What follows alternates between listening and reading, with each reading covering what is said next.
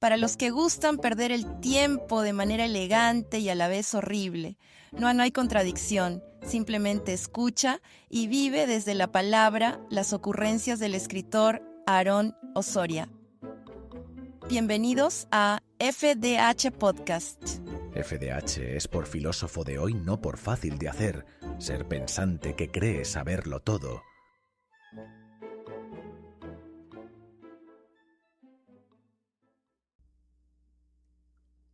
Hola, ¿qué tal? Bienvenidos al segundo episodio de este podcast, joven, inexperto, con un toque habanero y una voz inescuchable, hay que decirlo, pero que aún así tiene cositas para hablar. El tema del momento, o bueno, la imposición del momento.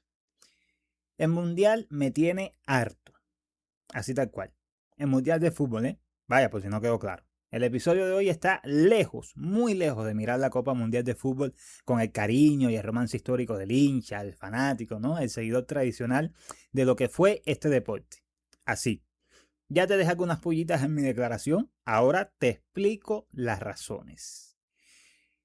El mundial es publicidad por todos lados, en las cervezas, en las redes, entre películas, en las cajas de leche, en los jugos, en Google, en el agua, en los dulces, en todos lados está, es vomitivo. Harto me tiene, insisto, harto. Y no es casualidad ni exageración mía. Este Mundial 2026, organizado entre México, Estados Unidos y Canadá, a lo mejor ni te importaba, pero igual te lo digo, se expandió a 48 selecciones. Cuestionable también, pero sabemos lo que busca la federación y no es el relato ese de más participación. Esa amplitud disparó la inversión comercial a máximos históricos, tanto en plataformas digitales como en el espacio físico. Por supuesto que todos estos buitres tienen que aprovechar todo eso. Hasta marcas que no son patrocinadores oficiales se metieron al juego, ¿no? Modificando sus empaques, leches, jugos, dulces, papel sanitario en todos lados. Con temáticas alusivas para subirse al flujo comercial sin romper las restricciones legales. Es el clásico ambush marketing. A eso se suma una explosión de publicidad OOH, o digamos en inglés sería OOH, out of home. En los países sede, las estructuras publicitarias en calles, comercios y transporte público se multiplicaron sin pudor durante todo este periodo. Te quieren meter el fútbol hasta por él. Te lo meten sí o sí por los ojos. Si a mí, que me gusta el fútbol y lo sigo desde los 7 años, lo jugué hasta los 23, me asquea todo esto. Imagínense. Pero el problema no es solo la saturación visual. Es que el mundial ya no tiene el romance de antes. Hay que decirlo, se perdió hace tiempo, no pasa nada. Ese problema tiene a los anuncios como una gota dentro del vaso turbulento de agua fosforescente al cual nos hemos sometido o nos están sometiendo. El mundial es un producto que, para colmo, te lo venden a fuerzas, te lo venden ya casi que es obligatorio que tengas que consumir el mundial, así no te guste ni siquiera el pádel. Es excesivo toda la inversión que están haciendo. Es, yo diría, una invasión. Esto es invasivo. No importa si te gusta el fútbol o no. Lo importante aquí es que lo consumas para sumarte a la tendencia. Y eso implica membresías, suscripciones, pagos en cascada. La transmisión gratuita universal por televisión abierta prácticamente ha desaparecido, para no ser absolutos. Ahora los derechos están fragmentados entre plataformas de streaming, cable operadores y suscripciones exclusivas. Así que para seguir el torneo completo, no 2 o 3 partidos que te transmiten en ciertas televisoras de vez en cuando para que te mantengas algo al tanto, o mires los resúmenes en estos canales de deportes ¿no? de los canales de streaming que son inmetibles. O sea, quitando eso, para seguir, si quieres ver los ciento no sé cuántos partidos que son en total, tienes que pagar una pila de dólares y varias veces, no una. O meterte en estas plataformas, ¿no? que tienen derechos del mundial, pero que los pagos son con letra pequeña. Porque supuestamente pagas una cuota, pero de repente está la cuota mundialista, que era como de 10 veces la cuota que pagaste. Entonces, nada, en fin. Y la publicidad ya no apela al aficionado. O sea, el fútbol ya no es cuestión de si te gusta o no, es que lo tienes que consumir sí o sí, te tiene que gustar o no. Por eso, la publicidad apela al consumidor masivo. usando FOMO y presión social para convertir el mundial en un imperativo cultural, ¿no? O sea, mi novia no ve fútbol, pero ella se compra la camiseta porque nada, estamos en el mundial, ¿no? Entonces todo el mundo tiene que estar en el mundial, ¿no? Mamá o papá no saben ni cuántos están en la cancha, ni si es 11 contra 11, 20 contra 20, confunden el basquetbol con el fútbol, no importa, ¿no? Es fin de semana mundial y, ¿me entiendes? Se cambia el asado por ver un partido que no entendemos un carajo, pero al menos aprovechamos para que toda la familia se reúna, comprar pollo frito y chismear un poco y hablar un poco de tonterías, ¿no? En familia. Un poco por ahí va la cosa. Entonces, ese FOMO, esa presión social, es la que, de cierta manera, está destruyendo el espíritu, no en el mal sentido, no tienen la culpa las personas, pero están destruyendo el espíritu de el que realmente le interesa la táctica, el 4-3-3, 4-3-2-1, ¿no? La presión, el falso 9, el falso 10, el falso lo que tú quieras, ¿no? Y generar un debate de verdad como un aficionado de verdad. Pero bueno, con 48 selecciones hay más partidos, hay más horas de exposición y eso exige un retorno de inversión brutal para los patrocinadores que, créanme, se ponen muy exigentes. Lo que termina al final saturando hasta los productos de consumo diario que no tienen nada que ver con el deporte. Y aquí está lo más irónico de todo. A la gente como yo, y quizás como tú, que sí disfruta genuinamente el fútbol, todo esto le va pagando el interés y es la verdad. Ya no es como antes. Y te lo aseguro, sin ser absoluto, que las personas que están consumiendo absolutamente todo el mundial con una alegría atroz son universitarios, jóvenes entre 15 y 21, 22 años, que tienen mamá y papá, que le compran todo y etcétera. Sin juzgar a nadie, ¿eh? Sin tampoco tirarle pullita a nadie. Pero es una realidad.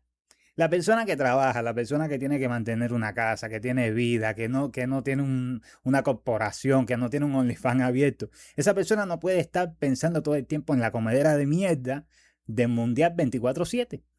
Es una realidad. Entonces, al final, ya nada es como antes. Hoy se le presta más atención al imbécil streamer de turno que a la esencia del juego. Hoy tú ves a supuestos canales de noticias prestándole más atención a PS, ¿no? Y a las sobrereacciones de estos streamers que están por todos lados, ¿no? Que a propios juegos en sí. Ves a televisoras que tienen unos presentadores infumables.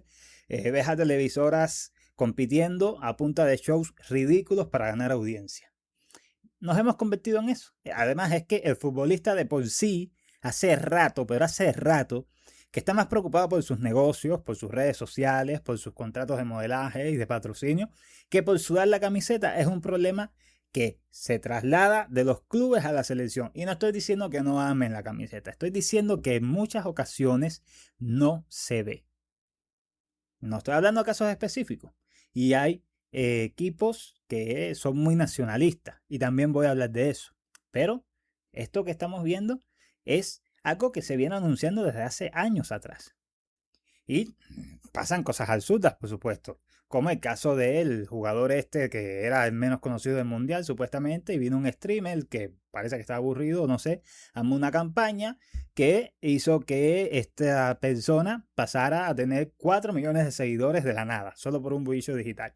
Nada en contra ni del streamer que lanzó la campaña, ni del futbolista. Pero es un ejemplo, o sea, es un ejemplo más y es la muestra de que los creadores de contenido, de una manera u otra, inconscientemente o indirectamente, pueden arruinar una parte importante de lo que significa el deporte. Pero esa también es otra historia, cosa para otro podcast. Ahora, la dinámica alrededor del mundial es todo menos deporte en su naturaleza real, más allá de la pura competencia. A ver, ¿por qué? El fútbol siempre va a tener su romance, pero la realidad es que cada vez cuesta más trabajo encontrarlo entre tanto ruido, algoritmos, dinero, no sé qué, patrocinadores, productos, consumo, membresías, pagos, que si en HBO la Champions, que si en no sé dónde la otra, que si en el Cono Sur es una cosa, que si... O sea, cada vez es más difícil seguir el ritmo de estas cosas y la verdad muchos aficionados reales están cansados de intentar seguir el ritmo a todo esto. Y esto tiene una explicación. No es que venga yo a dar palos así porque sí, ¿no? O sea, yo vengo aquí que no soy nadie a hablar cualquier tipo de sandeces, que muchas son ciertas, vamos a estar claros, pero ya, no. Lo que yo siento y lo que quizás sientes tú o alguien que conozcas sucede por una razón. Y lo que está pasando en el fondo es la consolidación del Sportainment. ¿Ok? Voy a volverlo a repetir. Sportainment. Ahora sí me salió. La fusión de deporte con el entrenamiento masivo y la hiperrealidad digital. Dije entrenamiento masivo, entretenimiento masivo. Nada, que todo hoy es un show. Tan sencillo como eso. Las cadenas tradicionales ya no compiten solo entre ellas, sino contra creadores de contenidos que tienen millones de seguidores, ¿no? Estos creadores de contenido independientes cuya moneda de cambio es la sobreactuación y el impacto viral inmediato que promulga y premia la estupidez sobre la esencia real de las cosas. El análisis técnico queda desplazado muchas veces por el espectáculo de la reacción y la esencia del juego termina subordinada al ruido digital. El atleta, por su parte, como ya dije, opera como una corporación personal, así que los incentivos se corren de la mística competitiva hacia la monetización de la imagen pública. Y no estoy hablando de ningún tipo de tonterías, ¿eh? Vimos el caso hace unos años de Mbappé rehusándose a hacer publicidad para la selección y todo el lío que se armó, ¿no? Con ciertos compromisos y contratos que tienen los jugadores. El jugador hoy es una empresa. Y la empresa se maneja hacia sus propios intereses. Y el ecosistema digital premia el comportamiento algorítmico por encima del mérito deportivo. Esto no es un palo Mbappé, ¿ok? La inflación artificial de seguidores de un jugador por pura ironía o tendencia lo demuestran clarísimo. Insisto, nada en contra de ninguno de los dos implicados. Bueno, ni de los 4 millones que se implicaron también. Lo que confirma, o sea, esto es la confirmación de que el torneo termina funcionando como generador de memes, de cultura pop, antes que como relato puramente futbolístico. Y aplaudo al que pueda aislarse de todo ese ruido y todo lo que hay alrededor y simplemente dedicarse a ver sus partidos y ni inmutarse. Pero a mí me gusta pensar. A mí me gusta hacer uso pleno, áspero y máximo de mi conciencia y de mi sentido. Y eso me dice que el partido ya no es el fin. Es el pretexto para alimentar. El pretexto, insisto, es el pretexto para alimentar una maquinaria de contenido que no se detiene nunca. Está el que va a celebrar, el que va a llorar, el que va a sufrir, pero está también el que forma parte de ciertos espectáculos y teatros que todavía sigue pensando, ¿no?, que Messi juega en el Barcelona, pero que aún así se suma a todo este carro. Y sucede. Ahora, otro temita bastante sensible. Los precios. Ni hablar de los precios. A ver, en México es un abuso, ¿no? O sea, está caro en todos lados, pero lo de México, hablando de las 3 Cs, lo de México es un abuso por donde quiera que se mire. Se aprovechan del nacionalismo para encarecer todo. Y al final todo se reduce a lo mismo, ¿no? Dinero. El arraigo cultural hacia el fútbol reduce la sensibilidad del consumidor frente a los aumentos de precios. Y las corporaciones aprovechan ese sesgo emocional para aplicar un sobreprecio por lealtad en mercancía, alimentos, bebidas, servicios, asumiendo, correctamente y por desgracia, que la gente va a absorber el costo con tal de participar en el rito colectivo. A eso se suma que, al ser México coanfitrión, la especulación comercial se intensificó. O sea, el aumento de precios no responde solo a costos de producción, sino a maximizar márgenes aprovechando el flujo turístico y la atención global sobre las ciudades sede. O sea, que si te aumentan el valor de un producto al 1000%, no va a pasar nada. Y ellos lo saben y por eso es que lo hacen. Y el acceso al torneo, las transmisiones, los eventos públicos, el consumo en establecimientos, se condiciona a un gasto mínimo elevado. Es como si se asumiera de que todos tenemos una cuenta de ahorro bancaria de 15 años destinadas para el mundial. Parece, no sé. La narrativa publicitaria fusiona el concepto de buen mexicano, en este caso específico, con el de consumidor activo, convirtiendo el gasto en un requisito de pertenencia. Así de crueles son y así de sádicos son, trabajando con la mente y con el consciente de las personas.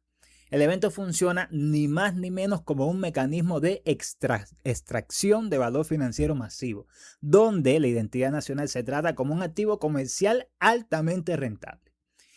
Es demasiado, al punto de que hasta las clases terminaron antes por el Mundial. Sí, las clases, la educación. O sea, la educación aparentemente no es importante. Aquí lo que importa es que consumas, que gastes, que te compres la camiseta de la selección, que pagues vuelos y suscripciones, pero no es importante la educación. Las autoridades argumentaron en su momento que la suspensión era o fue necesaria para aliviar la presión sobre el transporte público, la seguridad y la movilidad en la ciudad de sede. Y bajo esa lógica, el flujo de turistas y la operatividad de los servicios públicos terminan por encima de la estabilidad del programa educativo. Nada, es un mes, es un año, no pasa nada, es una vez cada cierto tiempo, no te preocupes, esto no se da todos los días, ¿no? Típicas frases. Por supuesto que esto es un cálculo político explícito. El retorno económico inmediato, ¿no? El turismo, el consumo, la visibilidad internacional se valora como superior al impacto a largo plazo de interrumpir un mes de aprendizaje, ¿no? Total, o sea, un mes no hace nada. No es que nos hayamos preocupado siempre por tu educación, ¿no? O sea, a los gobiernos, a todos los gobiernos, a ninguno jamás le ha interesado que te eduquen. Historia para otro podcast. La medida, por supuesto, manda una señal institucional clara. El evento se trata como bien público de interés superior.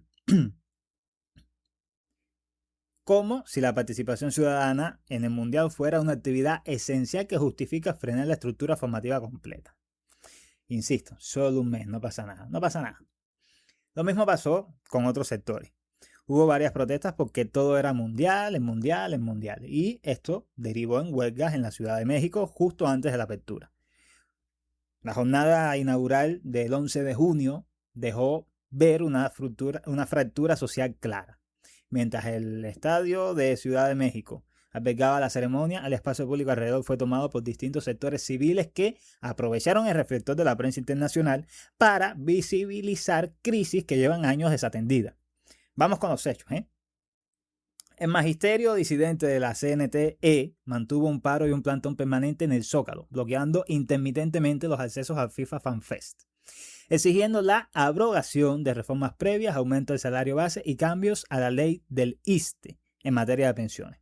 Colectivos de búsqueda de personas desaparecidas hicieron caminatas nocturnas y protestas cerca del estadio, incluida la acción simbólica Cascarita por la Justicia contra los vivos, para romper el cerco informativo oficial y denunciar la falta de presupuesto en identificación forense frente al gasto superfluo del torneo. Y por ahí vi alguna pequeña muestra de estas personas que realmente entienden estas cosas y algunas publicaciones en referencia, ¿no?, a los desaparecidos y todo eso, en una clara señal de crítica. Pero no fue tanto como debiera ser. Porque a la gente se les olvidan las cosas, ¿no? Y como no sufren las cosas directamente, se les olvida rápido. Porque se ha normalizado que todo esté mal y que por un mes todo sea un sueño. Y no es así.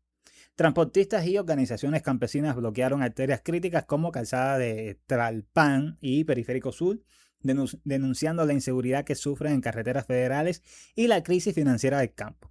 Y movimientos vecinales y estudiantiles protestaron contra la gentrificación, el encarecimiento de la vivienda y la privatización de vialidades derivadas de los requerimientos logísticos de la FIFA.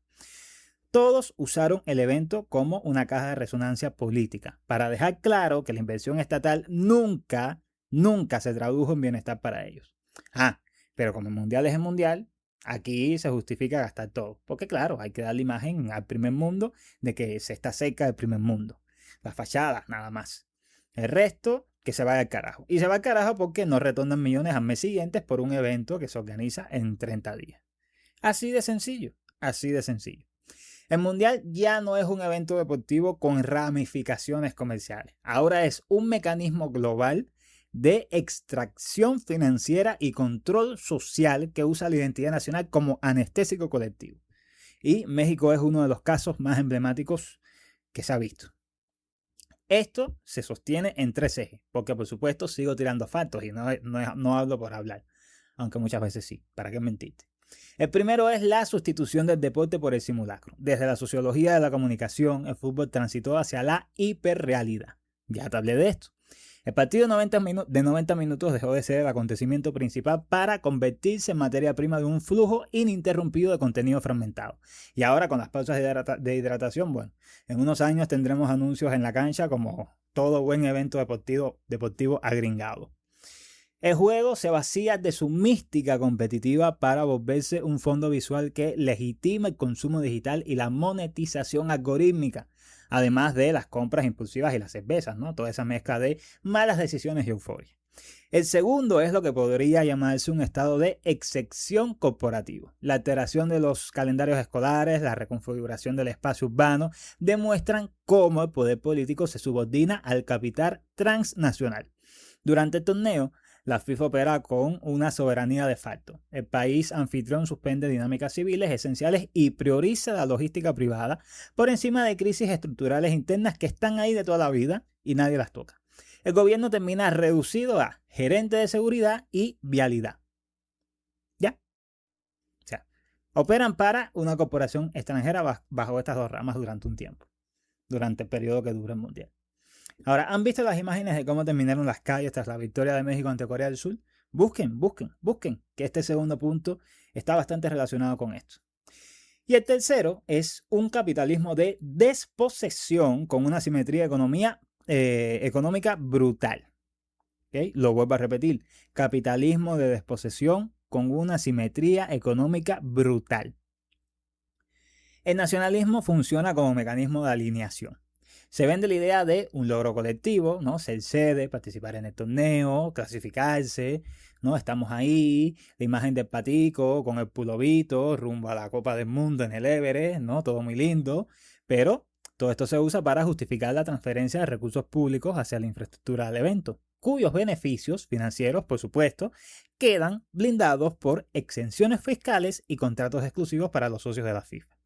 El ciudadano a pie absorbe la inflación local, el encarecimiento de las viviendas por gentrificación temporal y la saturación de servicios, mientras es presionado culturalmente a financiar el evento a través de suscripciones y consumo masivo, aunque no sepas nombrar ni a un solo jugador de la selección mexicana. Es así. En conclusión, para no extenderme más, el torneo funciona como una maquinaria perfecta de despolitización, convierte problemáticas sociales urgentes en ruido de fondo y reduce la condición de ciudadano a la de consumidor, como si ya no nos quitaran la suficiente plata y la suficiente vida en esta sociedad y modelo absurdo, para no utilizar otra palabra. Bueno, sé que me extendí bastante, pero me parece que era necesario. Total, si te estás echando en mundial, puedes dedicarle 22 minutos a esto, así que nada. Gracias por estar, gracias por escuchar. Nos vemos en el próximo episodio de FDH Podcast. Cuídate. Nos vemos. Chao.